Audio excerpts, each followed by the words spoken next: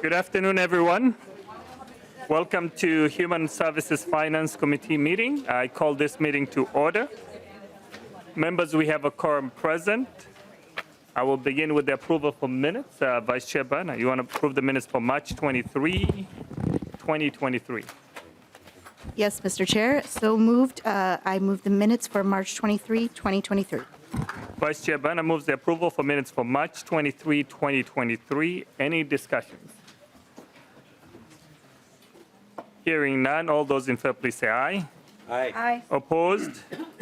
Hearing none, the motion prevails. The minutes for March 23, 2023 are now approved. Members, we have a historic bill before us today. This is a historic investment in long-term care, historic investment in disability community, historic investment to address the opioid epidemic. I don't want to take much of the time. We'll have more time to discuss on Thursday. We will dive straight into the testimony from those who have read, but before I do that, we will go through the nonpartisan stuff. We'll start with the House Fiscal, Mr. Byrne. Mr. Chair and members, to orient you, you should have in your packet a spreadsheet that looks like this on legal-sized paper. It is labeled mistakenly in the top left, House Human Services Committee, House File 2843. It should say 2847, as it does in the other corner. And then at the bottom, it should be the 3/27/11/24 a.m. edition. To do a very abbreviated walkthrough, as has been requested, to look at line 7, which if you go over to the House columns, which are shaded, you will see in the 24-25 column that this bill spends $1.3 billion above base, which is our target, and then in the tails, $1.55 billion above base. That is the bill matches our target at this point. And I'm only going to highlight 4 substantial items that really characterize the main effect of this bill. If you turn to page 4 of the spreadsheet, the top 2 items on lines 189 and 195, they are the modifications to the DWRS inflation adjustments, and the on line 195, they are the effects of the Community First Service and Supports Rate Framework, which is the SEIU contract plus money for PCAs is in there now, additional money for PCAs. And then if you go to the next page, page 5, you have on line 231 other HCBS increases. These are increases to rates for things like alternative care and home duty nursing, ECS. And then the one below that on line 241 is the elderly waiver increase. Those 4 items spend $2.125 billion of the total new spend, and that's kind of the focus of this bill, is to increase rates in those services to increase pay for workers in those services. So with that, I'll stop there and let House Research go. We move to the House Research. Ms. Punyat. Mr. Chair and members, Ms. Sunderman and I will be working off of the document that you all should have had in your packets that is titled House File 2847H 2847 DE1 List of Bills Included. The first article is Article 1, Disability Services. The first grouping of sections, starting with Section 1. Where? 10 through 12, 22, 24 through 26, 40, 41, and 50 through 52 includes the governor's proposal to phase out sub-minimum wages for people with disabilities. Sections 2, 37 through 39, 47, and 48 includes the governor's proposal related to the SEIU contract for self-directed services workforce. Section 3 is the governor's proposal related to positive support provider training. Section 4 is a section that modifies the adult foster care moratorium exceptions. Section 5 is a governor's proposal related to home and community-based services corporate license application fees. It aligns DHS fees with similar fees that the Minnesota Department of Health collects for licensing similar services. Sections 6, 7, and 9 modifies alternate overnight supervision requirements for community residential settings. Sections 8, 27, 29 through 31, 34, 35, and 59 are the governor's proposal related to establishing a life sharing benefit and family residential rate tiers. Sections 13, 42, and 44 relate to the governor's proposal establishing capacity and workforce expansion programs. Section 14 requires the Council on Disability to provide an annual report regarding local government website accessibility training. Sections 15 and 16 are the governor's proposal related to MAEPD program improvements and conforming changes.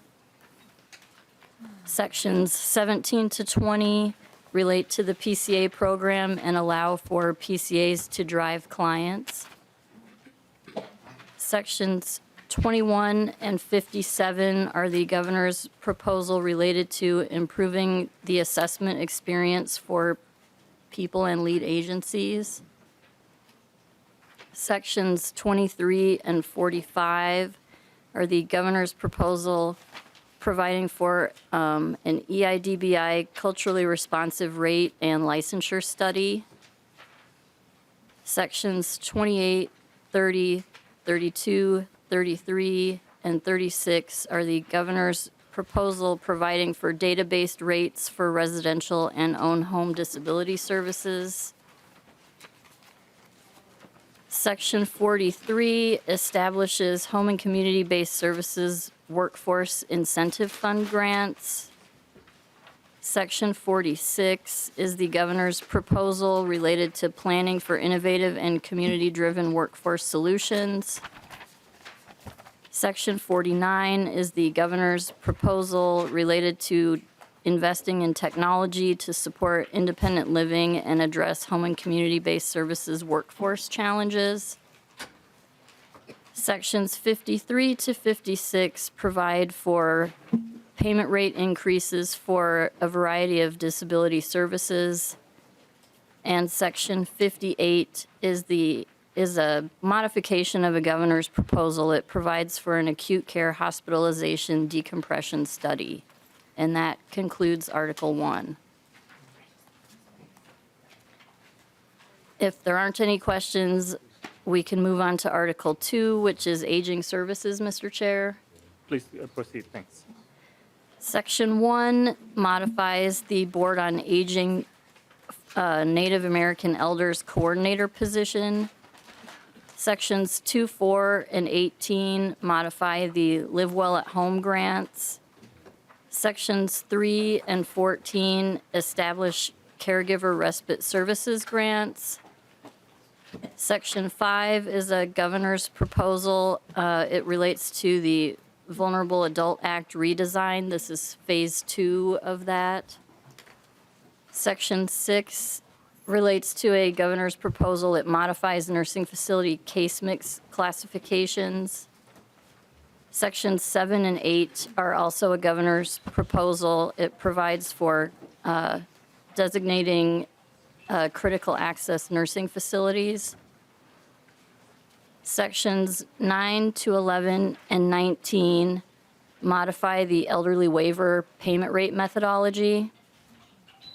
Sections 12 and 13 are a governor's proposal related to capacity and workforce expansion programs. This expands, or extends, I should say, the Age-Friendly Minnesota Council and extends the grants related to that. Section 15 provides for PACE implementation funding. Section 16 provides rate increases for certain home and community-based services. Section 17 is a governor's proposal supporting transitions for small customized living providers, and that concludes Article 2.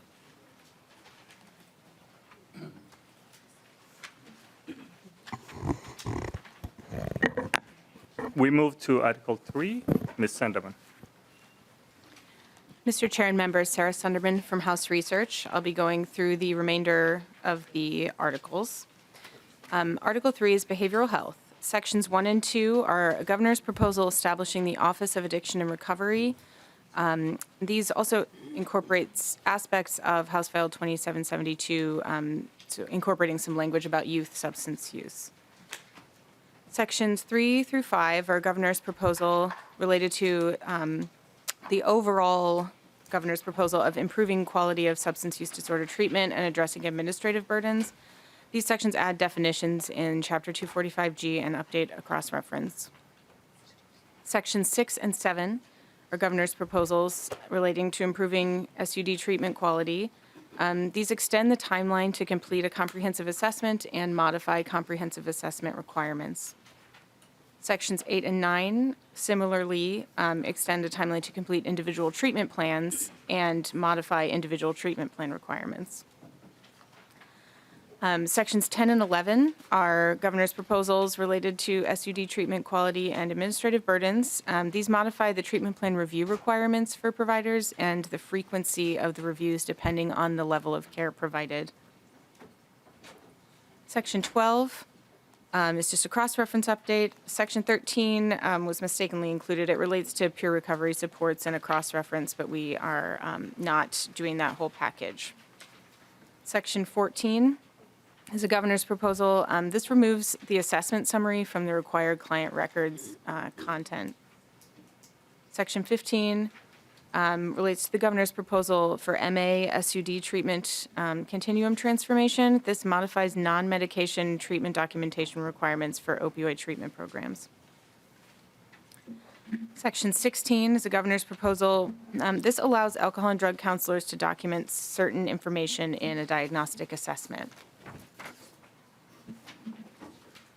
Section 17, this is a governor's proposal. These are changes to the 48-hour rule.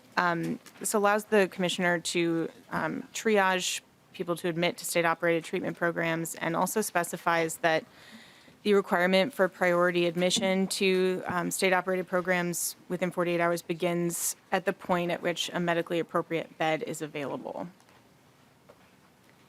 Sections 18, 19, and 21 are all governor's proposals related to SUD treatment quality and administrative burdens. These add definitions to Chapter 254B. Section 20 is a governor's proposal related to sober housing program regulation and consumer protections. It adds a definition of sober home. Section 22, this adds the ASAM, so the American Society of Addiction Medicine standards and levels of care for SUD treatment rate requirements. Section 23 is a governor's proposal. These are withdrawal management, startup, and capacity building grants. Section 24 is the governor's proposal. This establishes a registry of certified sober homes and outlines certification requirements for sober homes.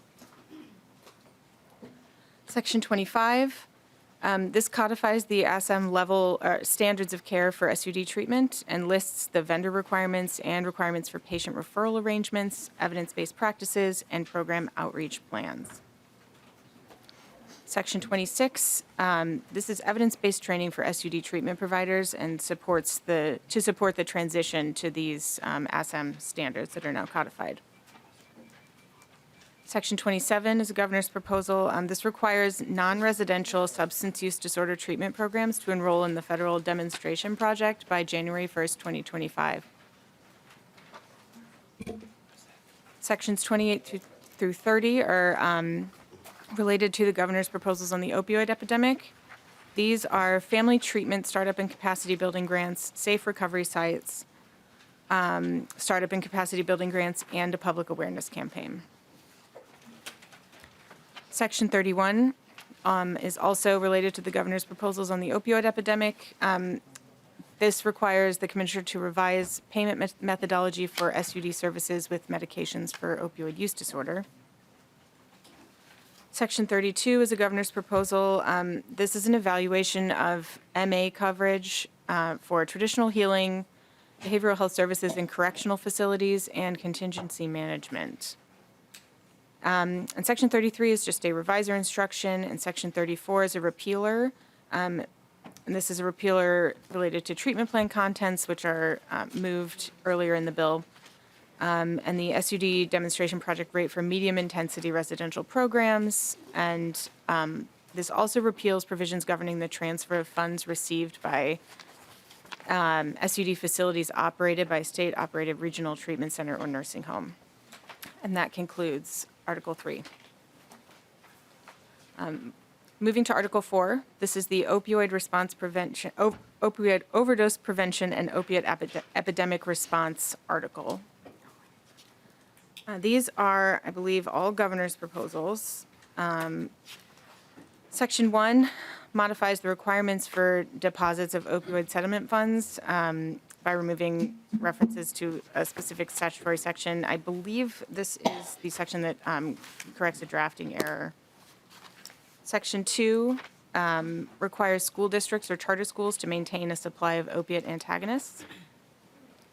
Section 3 deletes a provision related to a portion of reduced opioid registration fees to be deposited into the opiate epidemic response fund. That's related to a later change in the bill. Sections 4 through 6, these are corrections provisions, and they add that opioid overdose emergency procedures, there has to be guidance on those in the minimum standards issued by the Commissioner of Corrections. It requires community correction programs to maintain a supply of opiate antagonists, and requires the provision of emergency opiate antagonist rescue kits upon an individual's release if the individual has a history of opioid use disorder. Section 7 requires licensed SUD providers to maintain a supply of opiate antagonists. Section 8, this is the governor's proposal on reducing disparities and addressing the opioid epidemic. This adds members to the Opiate Epidemic Response Advisory Council for each Minnesota tribal nation and two members from urban Indian communities. Section 9 is part of the same governor's proposal. This requires at least 50% of ORAC grants to be awarded for projects focused on Black and Indigenous communities and communities of color. Sections 10 and 11, these modify appropriations from the registration and licensing fee account by adding appropriations for opiate antagonist distribution, traditional healing, and for administrative costs. And this also makes appropriations from this account and the settlement account available for up to 3 years. Section 12 requires site-based or group housing support settings to maintain a supply of opiate antagonists. Section 13 deletes some language about the Opiate Epidemic Response Fund's base in session law. Section 14 establishes the opioid overdose surge text message alert system. Section 15 establishes harm reduction and culturally specific grants. Section 16 repeals the opioid registration fee sunset and provision regarding reduction of the fee. And I believe that concludes Article 4. Moving to Article 5, this article is 6 sections, and it is the governor's proposal related to, or for the opioid prescribing improvement program modifications. It modifies by adding an additional purpose, modifies the definitions, and removes references to opioid disenrollment standards. It also requires the DHS quality improvement program to be designed to support patient-centered care and to discourage unsafe tapering practices and patient abandonment. And it also modifies the quality improvement plan provider requirements. It also requires the commissioner to dismiss a prescriber from participating in the opioid prescribing improvement program when the prescriber demonstrates that their practices are patient-centered and reflect community standards. And it allows the commissioner to investigate providers whose prescribing practices fall within the sanctioned standards, and this is instead of terminating or disenrolling providers.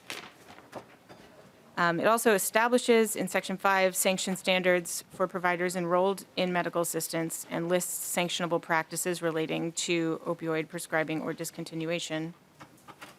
And in Section 6 allows the commissioner to impose sanctions against a vendor for violating standards defined by the opioid prescribing work group. That concludes Article 5. Finally, moving to Article 6, this article establishes the new Department of Direct Care and Treatment. So it separates state-operated direct care and treatment services from the Department of Human Services and sets up the new department. It specifies executive board requirements, and the executive board will lead the new department. It also outlines requirements for transferring duties to the new department and authority to the new department and employees, and provides for employee protections. And that concludes the overview of the bill. Article 7 of the bill is the appropriations article, which is reflected on the spreadsheet. Thank you, Ms. Sunderman. Thank you to Ms. Pugnelli and also Mr. Beck. Any technical questions, members? Because we will have 4 hours of discussion on Thursday. Just wanted to note that.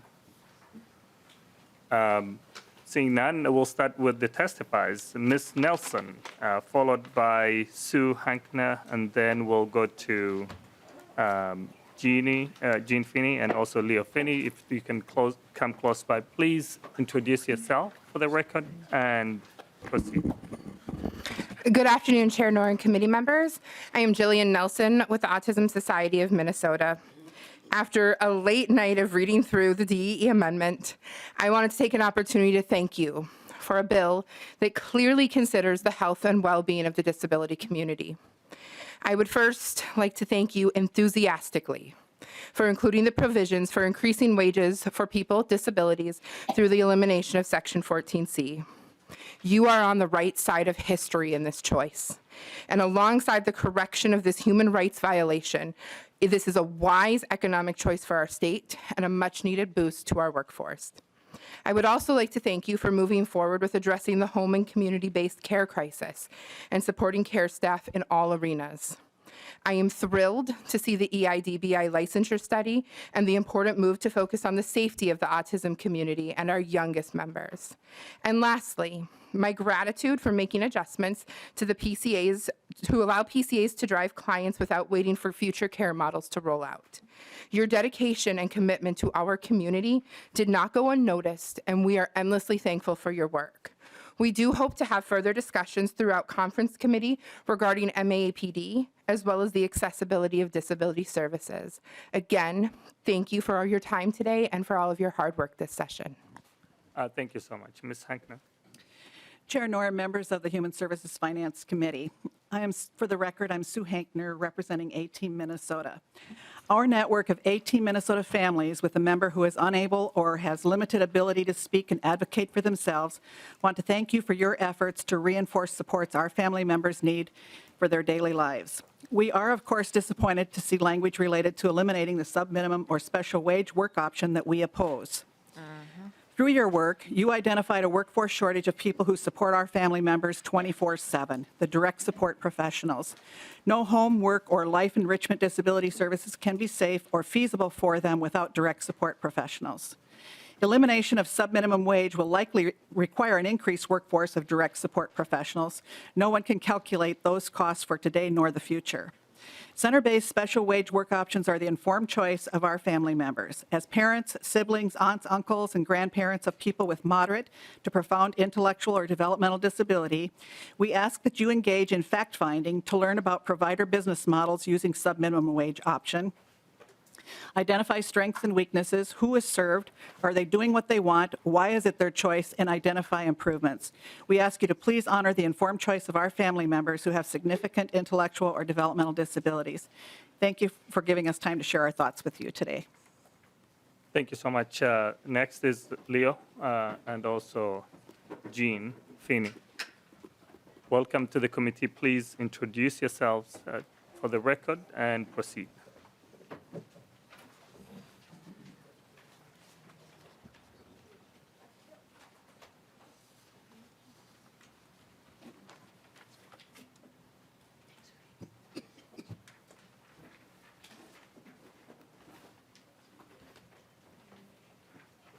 Alongside the road to Duluth, the Can you MSO. please introduce yourself? for the Oh, record? excuse Thank me. you. No problem. I'm Jean Feeney, and alongside the road to Duluth, the MSOP facility is hidden by forest. Equally hidden is the imprisonment of hundreds of men at the facility, men no longer flawed, not a threat to their community, men who belong back in the community where they can contribute to society.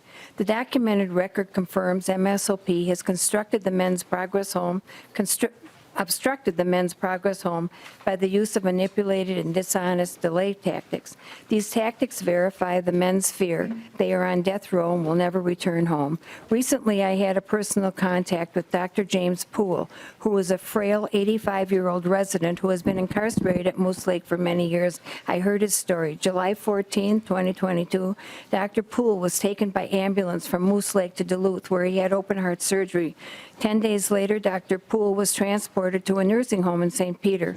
In his weakened condition, he was shackled in leg chains and the feet, a waist chain, handcuffed so tightly that paralysis resulted in both hands. Today, he continues to have loss of dexterity of his right hand. Moose Lake, he was then transported back to Moose Lake, placed in solitary confinement.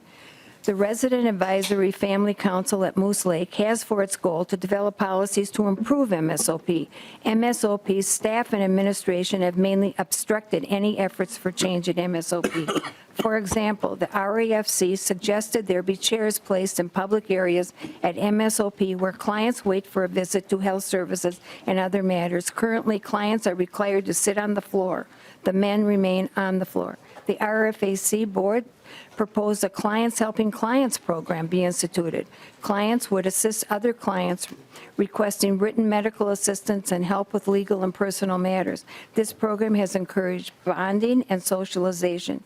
This program was shut down last week. To quote an incarcerated poet at Moose Lake, "This institution has sucked the life from my shattered bones. I have been broken. I am so angry I could cry.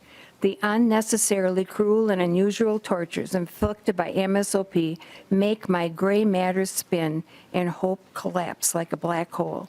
Respectfully submitted, Jean Feeney, mother of Matthew Feeney, incarcerated at Moose Lake. Thank you, Ms. Feeney. Mr. Feeney, welcome to the committee. Please introduce yourself for the record and proceed. Thank you, Your Honor. Dan Wilson's story. Last Thursday, March 23rd, Dan Wilson, incarcerated at MSOP Moose Lake, and unable to be here and speak, composed a one-page letter addressed clearly to the legislature.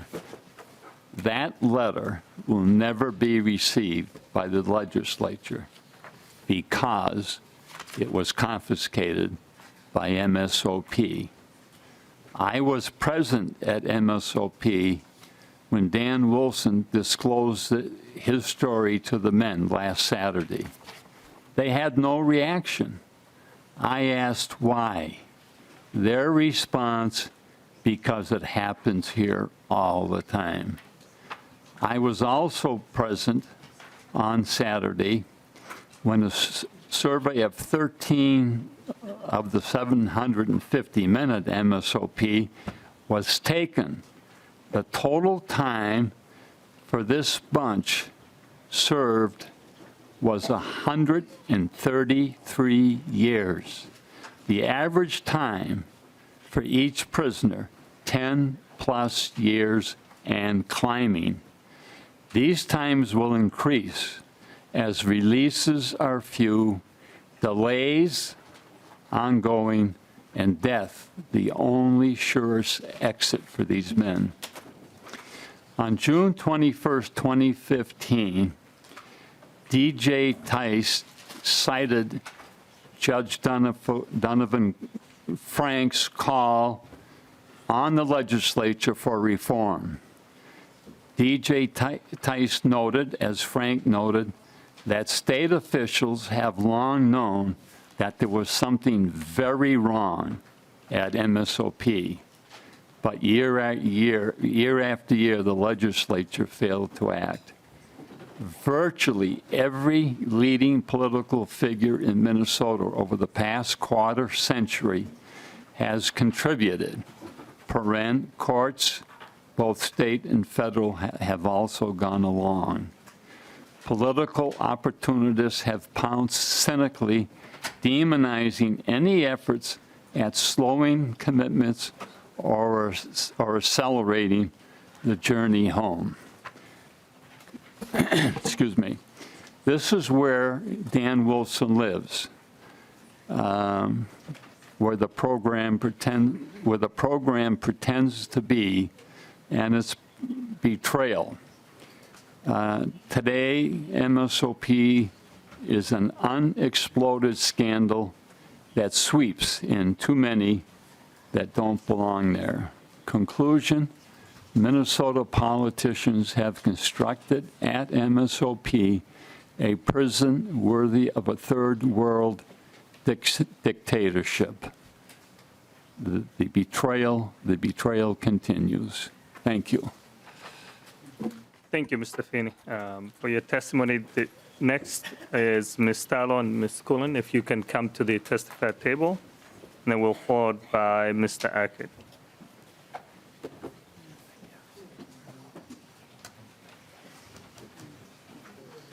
Please introduce yourself for the record and proceed. Thank you, Mr. Chair. Members of the committee, for the record, my name is Carrie Thurlow. I'm the president and CEO of Leading Age Minnesota, here on behalf of the Long-Term Care Imperative as well. Leading Age Minnesota is an organization that represents the continuum of senior care. And core to our mission and vision is that seniors should have access to care options in their home communities. As I look at the proposal before us today, I see a piecemeal approach to this vision, and one that threatens the core of our senior care infrastructure. With a historic budget surplus, excuse me, and a growing senior population, we can and must do better for our seniors. Our members at Leading Age Minnesota provide community-based care like assisted living, adult day services, or home care under the Elderly Waiver Program, very much appreciate the inclusion of elderly waiver funding in the bill. For years, we have advocated for an infusion into this program, and we want to thank you for recognizing the insufficient funding of this program. We are also appreciative of the inclusion of PACE, the Program for All-Inclusive Care for the Elderly. Excuse me, I have a little bit of a frog in my throat. More than 30 other states have already implemented PACE, and we are glad that Minnesota is taking the step on this journey, as it represents a step towards addressing health disparities in long-term care, as well as providing prevention strategies for addressing hospital compression issues. However, I would be remiss if I didn't express my disappointment for the lack of funding for nursing homes in this bill. And I know my colleague, Ms. Cullen, will address this in greater detail. We can and must do better. We have talked at length about the crisis in nursing homes, and we feel that it has fallen on deaf ears. And we look forward to working with you to address this omission from the bill. Ms. Cullen, welcome to the committee. Please introduce yourself and proceed. Thank you. Mr. Chair, committee members, Patty Cullen, President, CEO of Care Providers of Minnesota, and also half of the Long-Term Care Imperative. As a membership association, one of my jobs is to advocate for members, but to also listen to members. So most of my comments are going to be surrounding the nursing facility funding or lack thereof in this bill. But I did want to start out acknowledging the breath of relief that my assisted living members had when they saw the elderly waiver program funded at the level where we all recommended that it get to that threshold years ago, and it was a slow and steady, but not so steady, increase. So thank you for that. This bill, though, is confusing at best because there's an assumption, I think, built in that nursing homes in Minnesota are going to be all right because there's a forecasted number. And because there's a small, and I will say very unworkable, critical access nursing facility program built in. It's a false assumption. As an association representing nursing homes, I receive weekly calls from members who don't have cash to pay back the banks, who want to know who they call at what agency to get the closure plan information or to try to get an advance so they can make payroll. Their greatest hope for survival was the financial investment pending before this committee found in House File 733, which was not included in this final bill. So now my response will be, do you have enough time to planfully close? Should you call the Department of Health to ask for them to take the keys? Or should you close without the notice required in statute? The most recent call I got came from a community nursing home. They're the only ones in the county. They're the only ones within 100 miles. And those seniors will be displaced far from home. Most of our nursing home members spent their reserves. They borrowed from their local banks when the legislature failed to provide them with needed relief at the end of the 2022 session. They've spent beyond their rates because they had to keep their workforce. They've been deficit spending, but believed the legislature and governor would act quickly to address their crisis before more closures lead to even more dramatic access issues. I don't know what to tell them now. Minnesota was one of very few states that did not give direct funding to nursing homes during COVID to pay for PPE, to pay for the temporary staff, to pay for the vaccinations, to pay for the screenings. That lack of financial assistance has now come to fruition with facility closures, bed closures, denied admissions, and no ability to bridge to the future. We understand there's tough spending choices. We just don't understand how no relief can be provided to our nursing homes at a time when we've never needed it more. If you think nursing homes are going to be okay because there's a forecasted number, remember, forecasted increases reflect past payments, not current or future needed funds. The forecast is projected growth based on past expenditures, not an infusion of money to keep our doors open or to give our workforce a raise so that they'll stay in our communities. Forecasts also assume occupancy at levels we don't have right now. We're not being paid for empty beds. Let me remind you, we're living with the virus in our setting still. This virus decimated our workforce, our reserves, and the spirit of many of our caregivers. And it's difficult to understand with this surplus why we're forgotten. Thank you so much for your testimony. The next person is Ms. Stack, and also Wayne Baca, if you can come to the table. Danny. And also, please introduce yourself for the record and proceed. Thank you, Mr. Chair and members of the committee. My name is Danny Acker. I serve as the Director of State Government Relations for the Minnesota Hospital Association. MHA supports House File 2847, Article 1, Section 46, which directs the Commissioner of Human Services to conduct a study on options to expand access to non-acute services for people with co-occurring behavioral health conditions and disabilities. The study directs the Commissioner to evaluate strategies to decrease the number of people who remain in hospitals, jails, and other acute or crisis settings that no longer meet medical or other necessary criteria. MHA also supports House File 2847, Article 1, Section 58, which directs the Commissioner to conduct a hospital decompression study and a systemic review to analyze and develop recommendations for methods to increase and enhance statewide provider capacity to support people with complex needs. We urge this committee to consider amending these studies to include specific and additional attention for children and adolescent patients boarding in acute care settings. We fear that without an explicit requirement for studying children in this context, the results will not produce enough information or analysis to significantly raise our collective awareness of the unique issues they face and the unique solutions that must be pursued. We cannot wait 2 more years to still not know what we don't know. The proposed studies above will allow the legislature to better understand the root causes for the discharge backlog and develop long-term policy solutions. However, it will not provide immediate assistance. As such, we are disappointed that the governor's budget proposal for an acute care transition temporary payment program was not included. This temporary program is aimed at addressing barriers for complex high acuity need patients transitioning from acute care settings to services provided in community and long-term care services supports. We view this temporary program as an important incentive necessary to help community and long-term care providers admit more complex patients and help our most acute patients get to the best care setting at the right time specific to their needs. In closing, MHA appreciates the committee's recognition of the serious problem of hospital boarding and its effect on patient care, and we are standing ready to assist in any way we can. We encourage the committee and the legislature to consider more short-term and immediate solutions to bolster the care continuum as this bill moves forward in the process. Thank you so much. Thank you. For your testimony, the next person I have Sarah Driver. Actually, John Barker, and will be followed by Sarah and Dave Renham.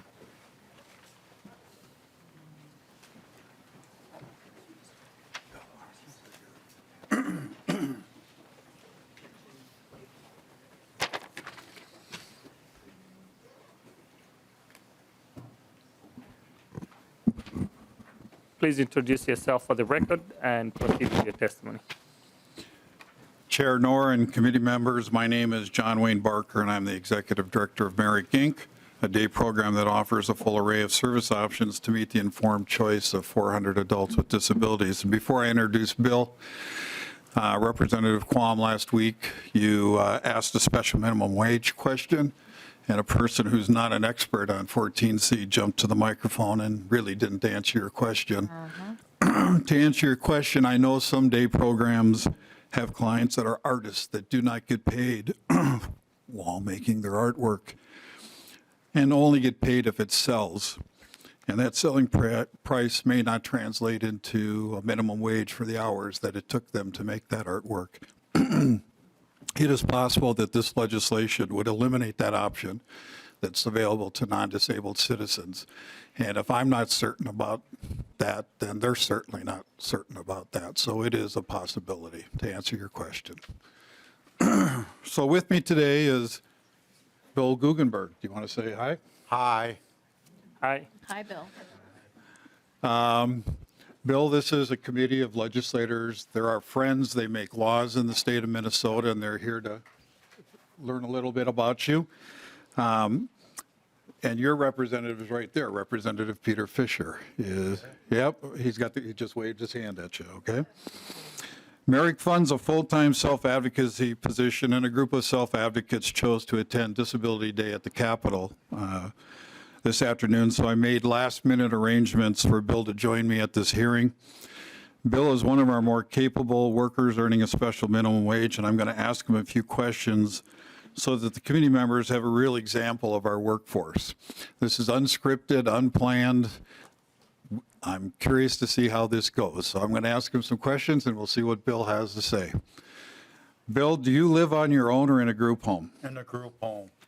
Do you know the address of your home? 2214 North St. Paul East, Minnesota, 55109. Okay. And do you like your home? Yeah. Okay. Do you ride Metro Mobility or the city bus to get to work? New Tracks. So New Tracks is a private transportation provider that gets you to and from your places. Is there someone that always drives you to and from wherever you go? Yes. Is there a reason why you don't use Metro Mobility or the city bus? Because New Tracks help me get place to place. Okay. The reason is noted in his paperwork is that Bill could not have any alone time in the community for his own health and safety purposes, and so he has to be supported and driven to and from any place in his community. Bill, where do you work? At Merrick. Do you know the address of your work? No. What do you do when you're at work? I shred paper, shred pull tabs, and prep them, and shred cardboard and put cardboard in. And do you like the people you work with? Yeah, And do you like the work that you do? yeah. Okay. Good to hear. Bill, how do you spend your money? I spend my money when I go out to eat on places with my staff. Okay, so going out in the community to eat, do you go shopping? I go shopping too, yeah. Okay. What have you done for fun this month? Go out to eat. Yeah, where'd you go? Different places, Dairy Queen and all that kind of stuff. Dairy Queen? Is that one of your favorite go-tos? Yeah. Okay. Bill, have you taken a vacation?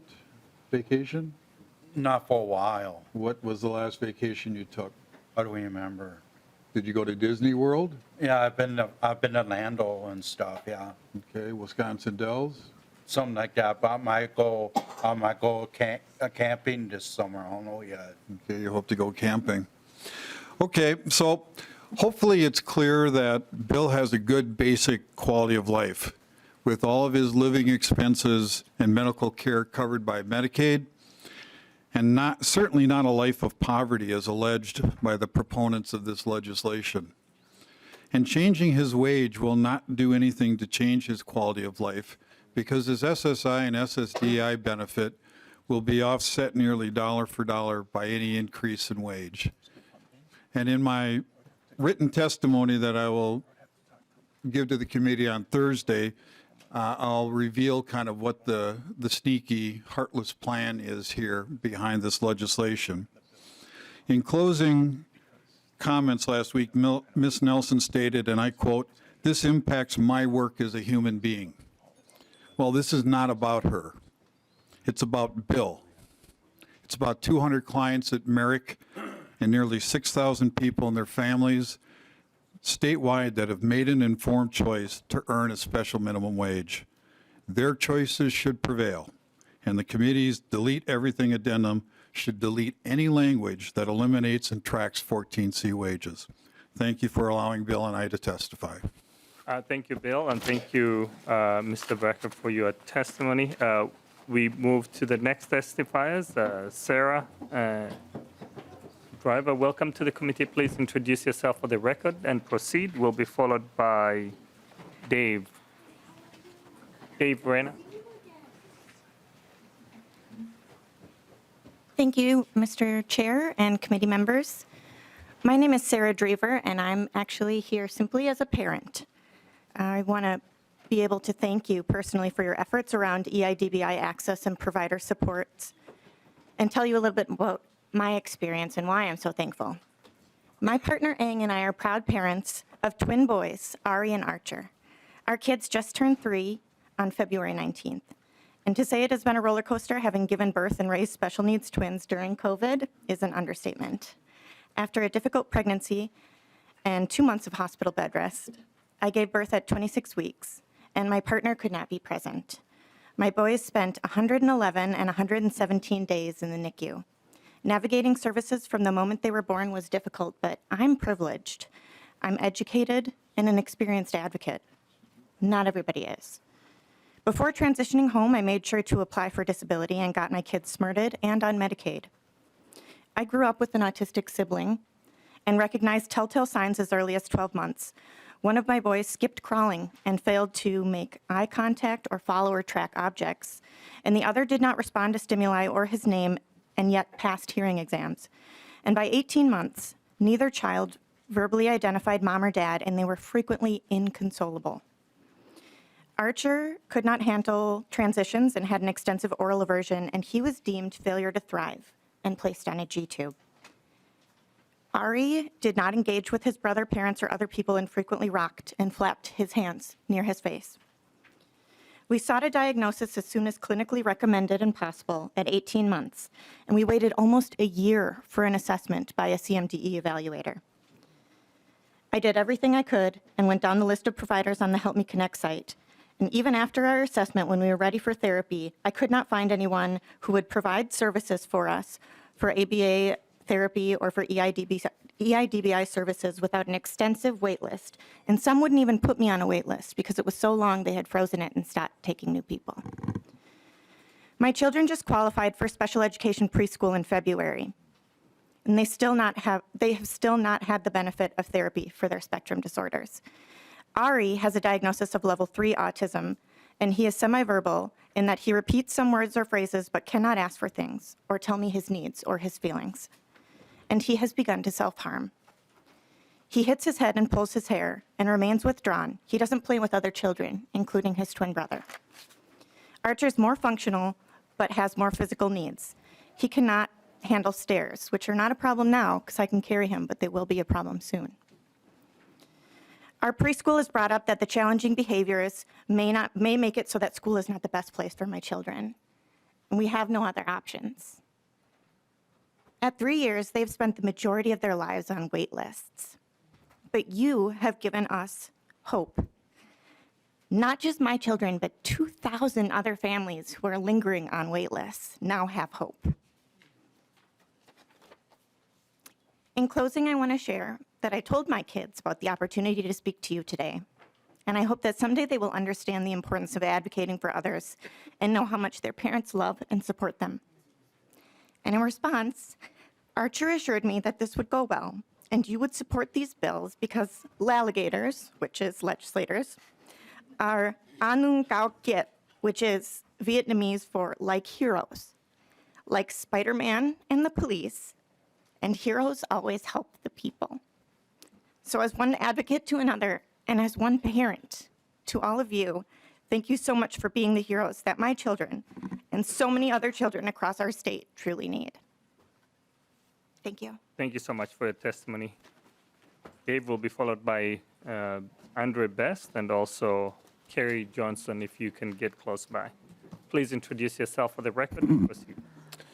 Mr. Chair and members, my name is Dave Renner. I'm here representing the Minnesota Medical Association, also speaking for the Minnesota Society of Interventional Pain Physicians, who are the physicians who really treat patients with chronic pain. Specifically talking about Article 5 in the DE1 amendment, and this is dealing with the opioid improvement program.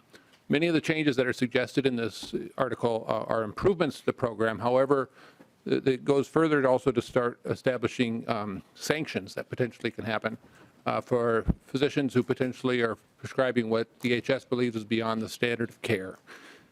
The opioid improvement program was established back when we had a significant opioid prescribing problem, and we acknowledge that. We have been working with the Department of Human Services. We've been working on our own through the Medical Association to educate prescribers and change behavior, and we're glad to say that we have seen a significant reduction in prescription of opioids. The concern we have with Article 5 and the sanctions is that it is having a chilling effect on prescribers willing to treat patients with chronic pain. You've heard from many of these constituents who are having a hard time finding physicians. And we question whether it really is appropriate for the Department of Human Services to be establishing standards of care and then putting sanctions on prescribers based on those standards.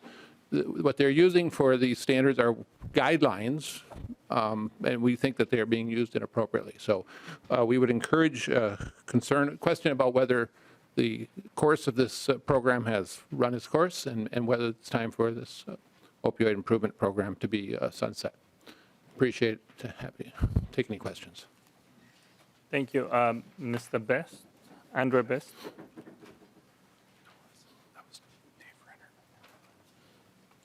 Followed by Kerry Johnson, if you are here. Please introduce yourself for the record and proceed. Mr. Chair, members of the committee, my name is Andre Best. I'm the Vice Chair for the Minnesota First Provider Alliance.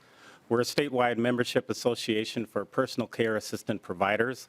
I'm also the CEO at Best Care, a PCA waivered and FMS service provider. We appreciate the work being done and the ongoing dialogue about the PCA reimbursement rate and the importance of getting it right for the most diverse program. The Provider Alliance only cautions policymakers that passing significant wage and benefit increases without adequate increases in the reimbursement rate puts the PCA program at risk. This is especially true for the smaller providers who are BIPOC-owned and largely serving their own communities. Less diversity in our provider pool, as you can guess, will limit the ability of recipients to receive care from people from their communities who look like them. So we desperately ask that you amend and increase the implementation factor to 94.75 in order to adequately fund the wage and benefit increases. This continued investment is essential to support the efforts of providers and the 44 individuals receiving services to recruit and retain workers. This allows them to live in their homes not only independently, but safely, and also out of more costly settings. Thank you so much for letting me testify today. Thank you so much. Ms. Johnson, welcome to the committee. Please introduce yourself for the record and proceed, followed by Scott Kallstrom. Hello, Chair Noor, members of the committee. My name is Carrie Johnson. I'm the policy director at the Metropolitan Consortium of Community Developers, or MCCD. MCCD is likely a new name to many of you, and that's because we are a nonprofit community development membership organization and also a community development financial institution, or a CDFI. In addition to small business development, serving primarily BIPOC entrepreneurs and small business owners, we also have an expertise in worker cooperatives and shared ownership businesses. Actually, last year, we were fortunate to work with Chair Noor to introduce a new program at DEED to support shared ownership businesses across many fields. Late last year, MCCD was selected by DHS to administer ARPA funds to start up and run home and community-based service cooperative pilot program. 7 months into the project, we have 3 HCBS cooperatives participating in the program from St. Cloud, 2 Harbors, and St. Paul, and we're actively working to recruit more. And actually, if there's anyone in this room interested in learning more, you can seek me out. So MCCD knows that employee-owned cooperatives work, and this specific program is tailored to help address the workforce crisis in the direct care industry by increasing average wages, reducing turnover, and giving those in the industry ownership opportunities. We believe in this program, and while we were hoping for additional funding support from the legislature through House File 2756, we understand that direct appropriations are not always the best answer. However, we do believe that with a few adjustments, we could potentially see this type of work supported through either the HCBS Workforce Initiative Fund or the Workforce Capacity Grants included in the omnibus bill authored by yourself, Chair Noor, or Representative Hicks. I hope I can touch base with you all to discuss these possible changes and how we can support innovative solutions to our direct care crisis in Minnesota. Thank you for the opportunity today. Thank you for your testimony.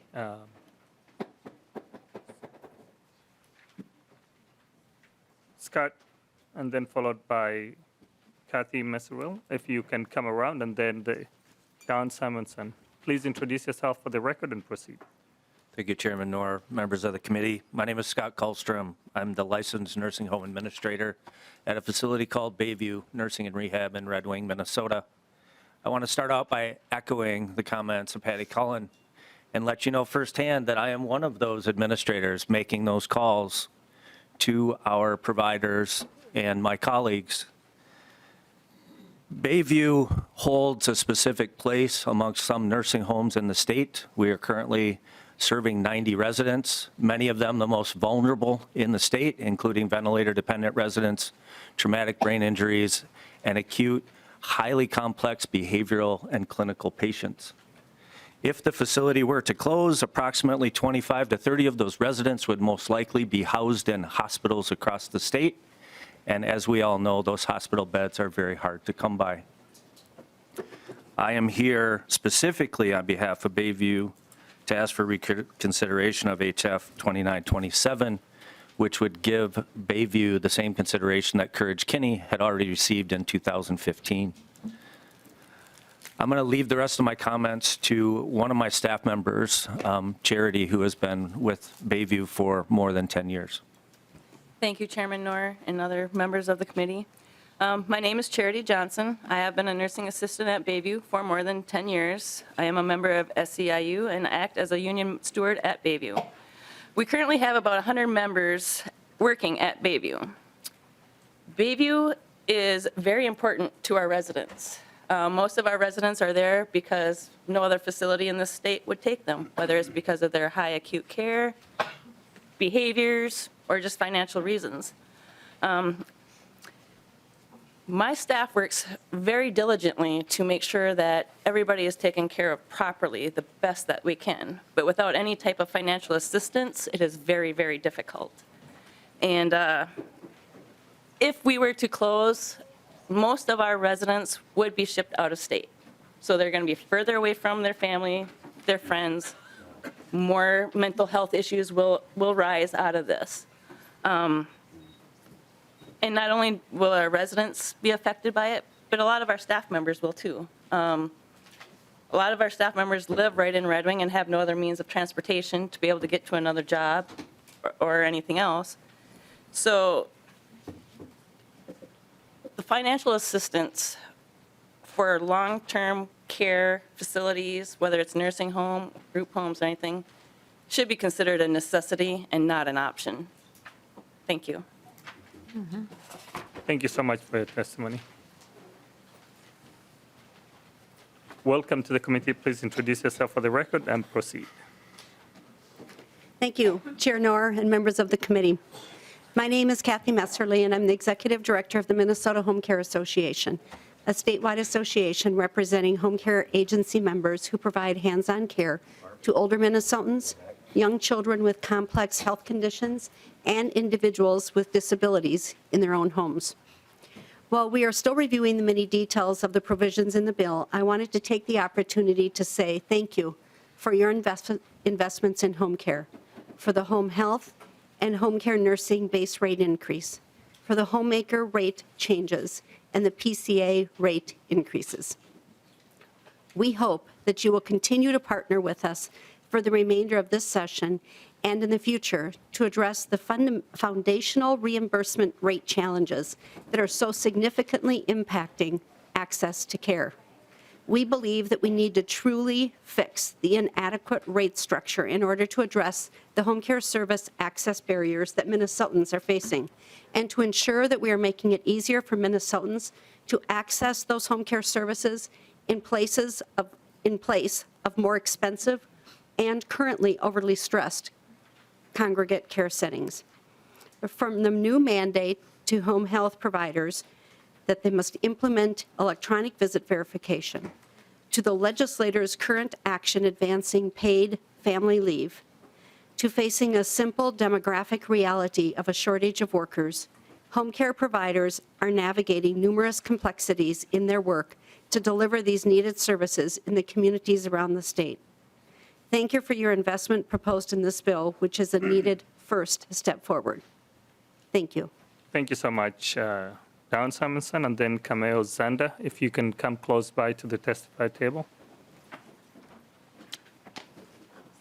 Please introduce yourself for the record and proceed.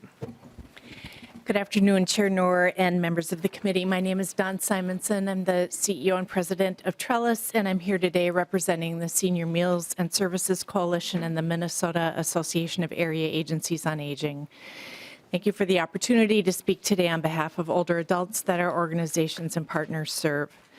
While we are very grateful for funding for senior meals included as a one-time $4.5 million appropriation in the proposal before us, I ask your consideration to make this appropriation part of the base and to reconsider our full funding request of $10 million. We all know that the population of older adults is increasing exponentially. Currently, more than 1 million older adults reside in Minnesota. We're in the middle of the aging of the baby boom, and the oldest need basic services to remain in their homes and age with dignity. I believe that as a state, we have a collective responsibility to care for low-income, frail, and vulnerable seniors. We cannot let them go hungry and suffer the consequences of malnutrition, serious illness, hospitalization, premature nursing home placement, and death. I want to call your attention to a Mayo Clinic study published in December 22, which found a 28% increase in deaths from malnutrition among women age 85 years of age and older who resided in rural communities in Minnesota in 2020. Mayo's report notes that vulnerability to malnutrition increases with age. I also want to say that elder poverty is real in Minnesota. 1 in 10 older adults in Minnesota live in poverty. Minnesota seniors' visits to food shelves increased 39% in 2021. We must eliminate wait lists in home-delivered meals. We must deliver food to our elderly, vulnerable neighbors. A one-time appropriation will not solve senior hunger. We must do better for everyone in Minnesota and be certain that they have the food that they need to live and thrive. Thank you. Thank you, Camille Zander, followed by Sue Abderhalden.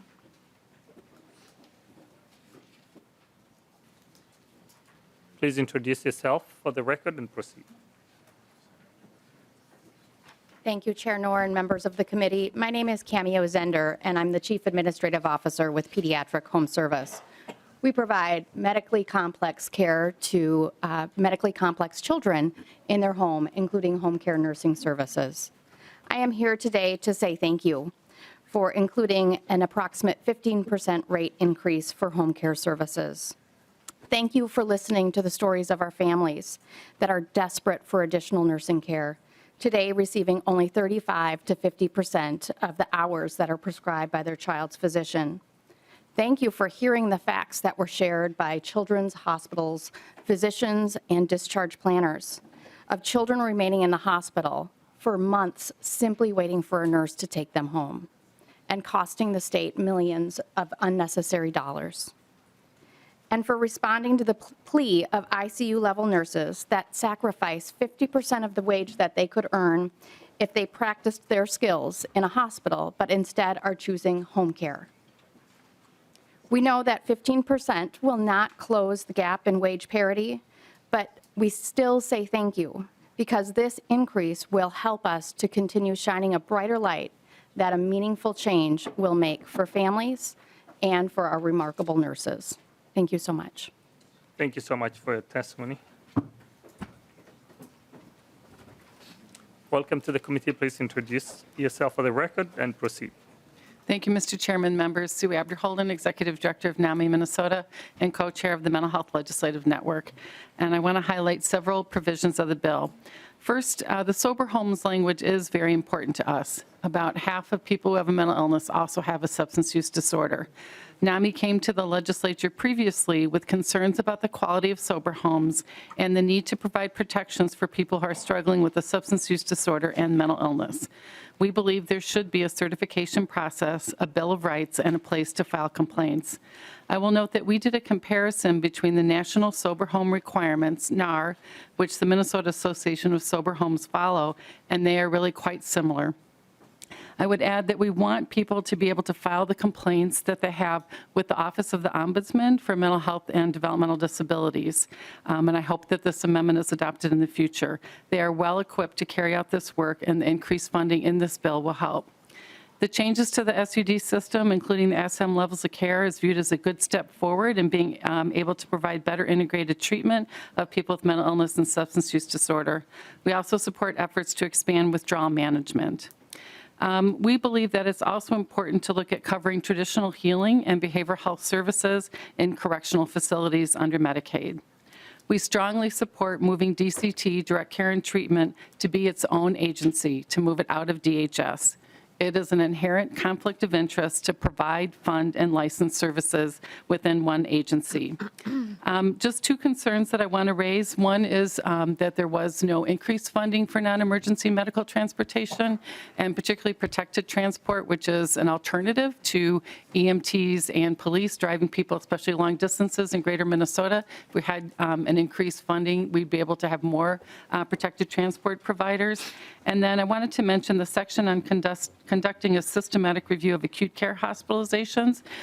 We agree with the Hospital Association. We should be looking at children and youth in there, but also understanding it's a front door and a back door issue. So we want to make sure that community providers are also part of the people that are consulted as this task force goes forward. Thank you for the opportunity to testify. Thank you so much. The next person is Cynthia Gales. If you can come to the testified table.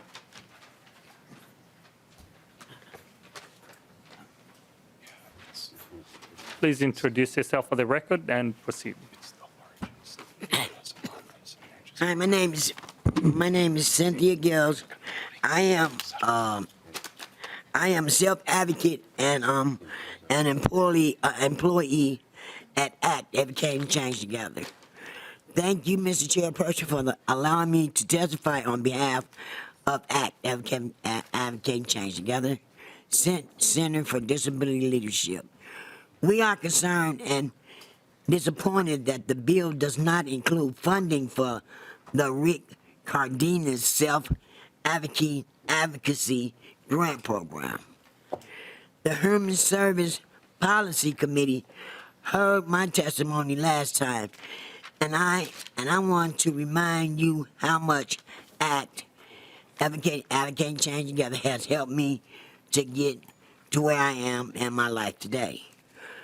Yeah, I was one of them people that has and still have a disability, and was always told that I couldn't do this, I couldn't do that, you know. And during the time that I've been with Advocating Change Together, they have really improved my life a great deal. And I feel it would be a big injustice not to include this bill, because there are so many people with disabilities who still don't know they have rights and they can live the way they want. I know the program works. I know the program works because I'm a living product of that program.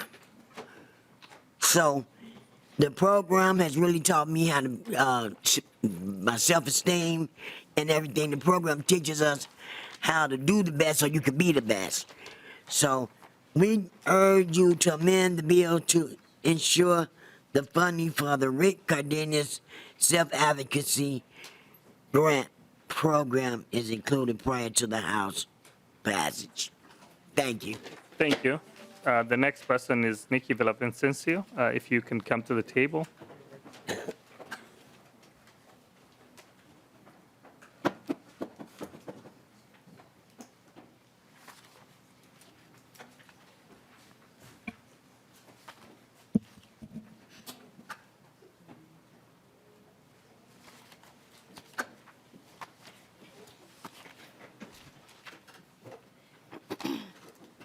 Please introduce yourself for the record and proceed. Good afternoon, Chair Noor and committee members. My name is Nikki Villavicencio, and I use she, her, sha pronouns. And I live in Maplewood. I'm here as a leader in SEIU Healthcare of Minnesota and Iowa today, and as a union member. We support the DE1 amendment, the House's omnibus human services budget. For over 10 years, disability rights advocates sat and stood beside personal care attendants, fighting for the right to have a union. I was one of those young advocates fighting for the idea that a collective voice for the most marginalized will benefit all. I had the privilege to sit on the first bargaining team, and my vision was then and still is now that if we professionalize the work, we will raise the quality of life for people like me. To start, we do support the 205 of your spreadsheet, which allows personal care attendants to drive clients on paid time. We support the 265 line, which partially funds the governor's long-term care workforce grants. And we endorse the proposal to phase out the sub-minimum wage, but also wish it was quicker. And the reason why I'm here today, line 195 funds in the SEIU home care contract and related MOUs. Those agreements are ratified in Article 1, Section 47 and 48. The bill invests in $890 million over 4 years to change the lives of home care workers and their clients. Our contract includes a minimum wage increase of $15.25 to $20 over 2 years, a $1,000 retention bonus for those who have worked at least 6 months, a wage scale for experienced workers with stepped-up increases of $22.50 per hour. We also won the ability to shape an orientation program with DHS. This will give caregivers the support and information they need. As someone who has worked on the State Provider Cooperation Committee representing workers and clients since its beginning, the expansion of having an orientation is something we dreamed about 10 years ago. Our contracts have always had strong bipartisan support, which is important to all our members. Thank you for allowing me to testify today, and I urge you to support the home care contract so that personal care attendants can support me and the rest of Minnesota.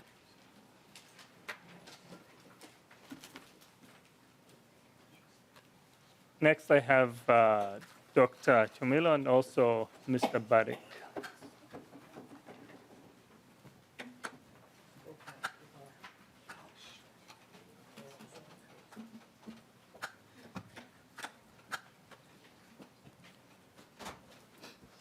Welcome to the committee. Please introduce yourself for the record and proceed. Yes, thank you, Chair. My name is Dr. Nathan Chomilo. I'm a board-certified pediatrician and internist, and I serve as the medical director for the Medical Assistance and Minnesota Care Programs at the Department of Human Services. I'm here today to testify in support of the governor's proposal making modifications to the Opioid Prescribing Improvement Program. The Opioid Prescribing Improvement Program was established by the state legislature in 2015 to reduce opioid dependency and misuse in Minnesota related to opioid prescriptions, including the establishment of a quality improvement program. DHS is required to undertake these activities under state statute. Since that time, Minnesota has made significant progress in opioid prescribing, but there is still a problem. According to Minnesota Department of Health data, despite the exponential rise in fentanyl overdose deaths, prescription opioids still account for more than 20% of opioid-involved overdose deaths. As the largest payer in the state, DHS has an obligation both to taxpayers and the patients who access their health care via our Minnesota health care programs to ensure the services we pay for uphold evidence-based practice, not just in opioid prescribing, but across all our services and benefits. The Opioid Prescribing Improvement Program was designed specifically to influence the systemic prescribing practices in our state and has been effective in that work. However, direct work with providers over the last 2 years has reinforced the need for the Opioid Prescribing Improvement Program as concerning practices in patient care persists in many specialties. The most current prescribing data we have available demonstrates that outliers in prescribing still exist. There are still providers who are unaware of or unwilling to align with clinical practice guidelines. Additionally, feedback from providers, including some of the largest systems in the state, agree that our Opioid Prescribing Improvement Program helps them in their own opioid stewardship efforts. Decisions around opioid prescriptions are complex and must be made in an individualized, patient-centered manner. The governor's budget proposal specifically codifies this value in several places. The Opioid Prescribing Improvement's quality improvement methodology is specifically designed not to dictate how providers should practice, but rather help providers who prescribe opioids to think critically about their prescribing practices. The Opioid Prescribing Improvement Program worked with clinical experts to design an approach to quality improvement that is intentionally tenable for busy clinicians. The quality improvement aspect of OPIP is designed to help prescribers identify places in their processes where they can better align with state and federal clinical practice guidelines. It is a collaborative, non-punitive process. And we do this by having clinical professionals review quality improvement work and even meeting with prescribers who are in quality improvement to discuss how they can incorporate more best practices from clinical guidelines into their day-to-day work. And in 2021, due to the strains of COVID, DHS had very minimal requests of prescribing outliers. And in 2022, at the request of pain providers and other members of the chronic pain community, DHS did not require anything of chronic pain providers in the quality improvement program. We've also been meeting with these providers over the past year to develop a proposal for a waiver from the quality improvement program if certain criteria are met. Currently, DHS has no meaningful authority to act when an opioid prescriber has demonstrated consistently harmful patterns. The opioid prescribing work group was made up of some of the foremost clinical experts on opioids in the state and was directed by the legislature to recommend standards to disenroll providers for inappropriate prescribing practices. The OPWG deliberated over this issue over 9 open meetings from February to December of 2021, and they felt a measured approach in this space was critical. Rather than recommending disenrollment standards, they focused on defining prescribing behaviors that would subject to sanctions because they were so extreme that they could result in patient harm or death. In the meetings with the OPWG, the members weighed the importance of ensuring prescribers could make the best decision necessary for their patient, but also balancing the need to ensure patients were not receiving inappropriate care. And the outcome of the OPWG's work is a set of 4 clinical decisions the DHS Office of the Inspector General can apply when investigating Medicaid providers for extreme or egregious practices. At DHS, we envision a future where patients experiencing acute or chronic pain can receive the care they need based on the best evidence available in alignment with state and national guidelines. OPIP is a key strategy to continue moving towards that future. DHS is recommending changes to the current statute in the governor's budget to strengthen and support this approach. We explicitly do not want to tell prescribers what they should prescribe for their patients and are actively trying to codify that value. We also want to ensure this work is informed by clinicians as they are best situated to know the complex realities facing patients and their care team, and that's why the governor's budget requests $136,000 of funding annually to ensure clinicians continue to drive this work. In closing, the recommended changes are patient-centered. They protect patients from excessive opioids and unsafe tapers, and they allow a process for dealing with substandard care as we continue to navigate our way out of the opioid crisis. Thank you, Chair Noor, for carrying the governor's proposal, and we look forward to working with the committee and members throughout the rest of the session on this important issue. Thank you so much, Dr. Chomila. The last but not the least is Mr. Benning. So, welcome to the committee. Please introduce yourself for the record and proceed. Good afternoon, Chair Noor, members of the committee. For the record, my name is Matt Burdick, and I serve as Director of State Government Relations for the Department of Human Services. I'm here today on behalf of Commissioner Harpstead, who is in Washington, D.C., meeting with the Federal Administration for Children and Families, and she sends her regrets that she couldn't be with you all today. I want to express our sincere appreciation that your omnibus budget package includes and builds on so many of the governor and lieutenant governor's priorities for DHS programs in the area of human services. Most notably, your focus on long-term care workforce and ensuring that every person in Minnesota who is doing the incredibly impactful and difficult work of providing direct care support earns at least $17 an hour. We appreciate your attention to workers who are the lowest paid in this sector and those who support people with disabilities and older adults in their homes, such as PCAs, including ratifying and funding the SEIU contract agreement and your historic investment in services for older adults. These investments are sorely needed to ensure these critical services are available to Minnesotans who need them.